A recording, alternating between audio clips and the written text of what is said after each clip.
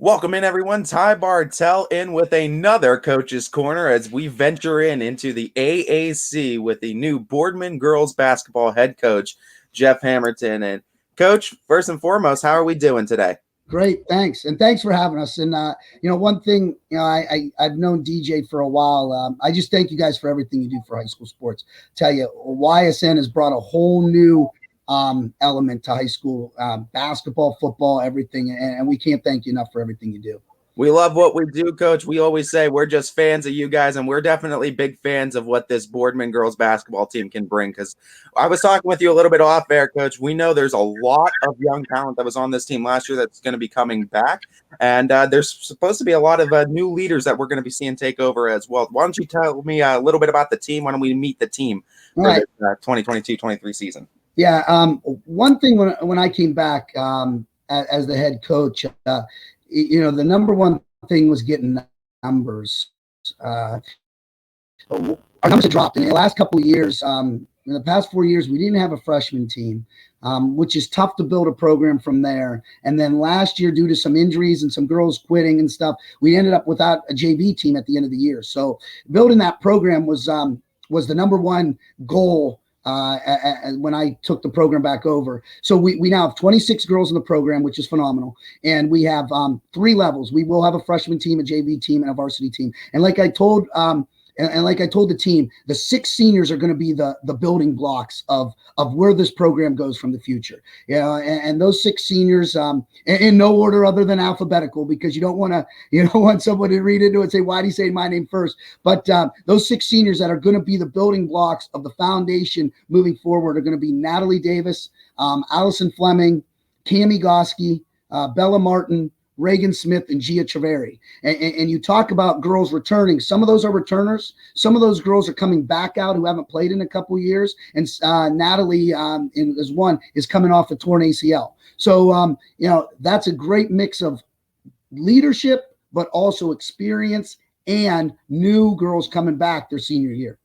Coach, when you stepped into this role and you looked at the numbers and knew that was something that needed to be addressed, on top of the fact that you guys were already had your own internal struggles with numbers, COVID also happened, and that kind of has thrown everyone for a whirlwind. I mean, it's kind of been crazy for a lot of programs trying to get kids involved because a lot of those younger girls weren't involved during the COVID years. So in saying that, what was your kind of plan of attack, and how were you able to increase these numbers, get yourself to have 3 teams? I mean, I think that's phenomenal that Boardman Athletics can say they have 3 girls basketball teams again. Yeah. One thing that's a huge benefit is when you're a teacher too. I'm at the elementary school, so I get these kids at a young age, but then I'm also the assistant athletic director, which means I get to walk the halls of the high school every day before these kids get out of class, and I get to meet them in their other sports. One thing when you have that role, you get to go to girls soccer a lot. You have to cover volleyball. You have to cover your cross countries. And within that, there's a lot of, hey, you're doing a great job out here. I really enjoy watching you play soccer. Why don't you give basketball a try? Or, a lot of getting in their ears and saying, I think you're really fast. Why don't you come and give it a shot? And hopefully when they get there, we make it a little bit of fun for them that they say, oh, yeah, this is something I want to do. So a lot of it was just pounding the halls and pounding the stadium, pounding the turf, pounding the practice fields, pounding the gym, and getting these girls to come out. So I think that was our number one thing that we wanted to do, was to be visual and let the girls know, hey, basketball is something they could be pretty good at. You mentioned second tenure now with this Boardman Spartans team. What brought you back? What was the drawback, and what got you back involved with the basketball program? I think the number one thing was what we just talked about. I didn't want to see the program just be a varsity program. One thing when I was the head coach, one thing that I always thought was important is even if the freshmen could not play a full season because other schools didn't have freshman teams, I thought it was important that unit got to play together as a group. A lot of times you take the freshmen, you split them up. Some play a couple quarters JV, some play only varsity, and that unit never gets to play together. So I think one thing that drew me back into this was I wanted to see the basketball program have a team at each level. And then the next thing was I wanted to bring back some really good assistant coaches that I've had in the past too that wanted to have the same goal as me. And the other thing is I got to bring back Coach Michella, who was my mentor when I was an assistant coach at Boardman, and he's now back as a varsity assistant coach with me at Boardman. We kind of just flipped roles, which has been a wonderful thing so far. I enjoy it. My assistant coaches are, Ron Michella, his grandson, Brian Terleski Jr. My JV coach is going to be Don Riccatelli, who helps at every level, is a wonderful guy. I think you guys know him at YSN for everything that he does. Lauren Gabriel with Donnie. Yeah, and people say this all the time. Every program needs a Donnie Riccatelli in it. And I had a parent tell me not only does every program need it, every community needs a Donnie Riccatelli. So he does great stuff for us. One of my ex-players, Lauren Gabriel, is back, which is huge for us to have an ex-player on the staff that knows our expectation. And then we have two freshman coaches who are coaching for the first time at Boardman, who I'm really happy with, and that's Allison O'Brien and Krista Cali. So I feel like we have a nice staff in place. The girls seem to be gravitating to our coaches, and things seem to be running well there.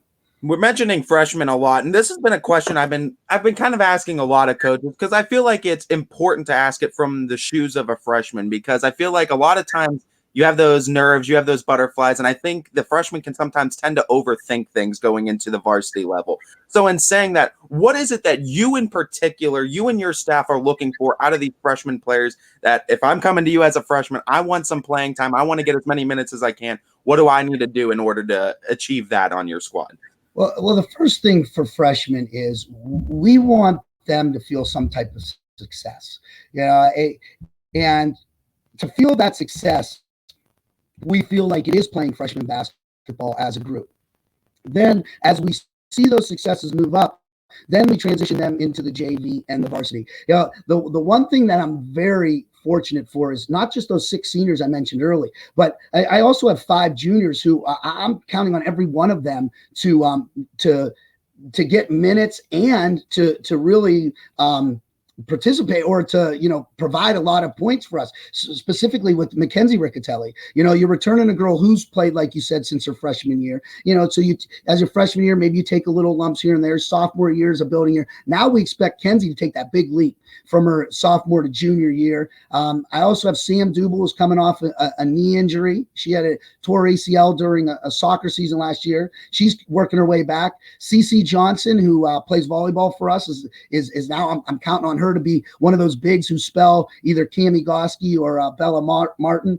Faith Walston, she's our soccer goalie. She's coming in and she's shooting the ball really well for us. And then we have Mary Catherine Worth, who MC has not played basketball since her 8th grade year. And she decided to come back now her junior year. And again, another big that's really going to surprise, give us some depth at the big girl spot. So when you talk about the freshmen trying to crack that code, there's 11 girls already between my seniors and juniors that I'm expecting to play. And I haven't even mentioned the sophomores like Ava Freeborough, who started last year, who's going to supply a ton of minutes. Sarah Barrow, who's just athletic as there is. She can jump out of the gym, and we added Tori Strines as a sophomore. Tori's a softball player who used to play in the middle school and took last year off, but she came back. So when I'm looking at numbers, I'm looking at 14 girls right there off the bat between your sophomores, juniors, and seniors, and saying, if I'm a freshman right now, I want to learn from these older girls and then see how I can kind of fit in that puzzle. Having a lot of numbers is a good problem to have compared to last year, though, Coach, and I'm sure you guys will take that in a heartbeat any day of the week. I'm looking at your schedule, though, Coach, and I got to say, first 5 games, it looks like all non-conference, but all really good opponents you guys have. What can you say about this schedule, and how well do you think it's going to prepare you guys for the tournament this year? Yeah, scheduling is one of those things where, and now that I'm on the other side of it too, as the assistant AD, like I said, you can look at schedules a couple of different ways. I mean, how do you want to start your season? Do you want to start it with some teams that you can beat pretty easily, or that you feel that you're better than, so to speak? Well, this schedule is not that schedule at all. I believe if I looked at my, 6 of our first 8 games are on the road. That's never a good sign. And my first home game is Poland. So it's like, you're going to open up at Marlington, who was 21-1 last year and lost in the district championship to West Branch. Hey, you know, if you're playing West Branch and you're splitting with West Branch during the year, you're doing something right, because they're probably one of the best girls programs around. Then we go to South Range, and then we go to Louisville. So 3 games right off the bat with some really good teams, and then come home to Poland. Before we get Mooney at home, which is a big rival of ours, and then right back on the road for 3 more games. So what we want to take those first 3, 6, 8 games is to look at where we're at. When we talked about that 14 girls that we're expecting to play, what kind of rotation are we going to have? What's kind of working? Maybe work through those kinks a little bit. So once we get in the conference, we have our rotation down. The girls' roles are defined, and they know what we expect of them. Coach, I mean, you're the AD. You teach. You're now a coach now of the girls basketball team. So, I mean, similar. I'm in that similar boat where it's like constantly running. So, in saying that, where your mind is constantly going, finish this thought for me. I wish an alarm would notify me / remind me whenever I got to eat dinner. That would be the best answer, because there's zero set time for when I have dinner. I think that's why my marriage is so good, to tell you the truth. My wife never knows where I'm at, where I'm going to be. She knows I'm covering an event. And when I get home, we're just, you know, she's happy to see me there for a little bit. Then she knows I'm going to go back and get to bed and repeat and rinse and repeat the next day. But yeah, you know what? I love it. I'm a high energy guy. I love sports. It's been a passion of mine since I've been a kid. You know, I think back to when I was little, Saturday morning, you know, everybody would watch cartoons or whatever. And I would always watch ESPN and just watch, you know, replays of games, and sports is something that I love. And I went to Boardman. I played basketball at Boardman, and I'm not going to, I wasn't a great basketball player, but I got after it. And I had a high motor, and my passion for Boardman runs deep, and I hope I can convey that to the girls, and I hope they see it. I tell the girls all the time, you want your team to take the mannerisms of the head coach, and I don't want to just say it. I want to walk it. And what that means is there's a lot of long nights for me where after school, after I'm done teaching, I go and practice. And then after I practice, I go and catch a girls' soccer game, or, I'll go catch a boys' basketball game. I want those kids to see that I'm not just about, my program. I'm about the whole athletics of Boardman. I think no doubt the kids are going to see that, Coach. I think we all see the love that you have for this community. Last question for you before we let you go, and it'll be addressing the community. Let them know what this culture is going to look like in Boardman basketball, and let them know what they can expect for this 2022-23 season. One thing we're going to do is, and we talked about our numbers, if we have these 14 kids that we're counting on playing, I want to get up and down. I want to run. I want to press teams. I want to make life a little difficult on people. And when you have numbers and depth, you can do that stuff.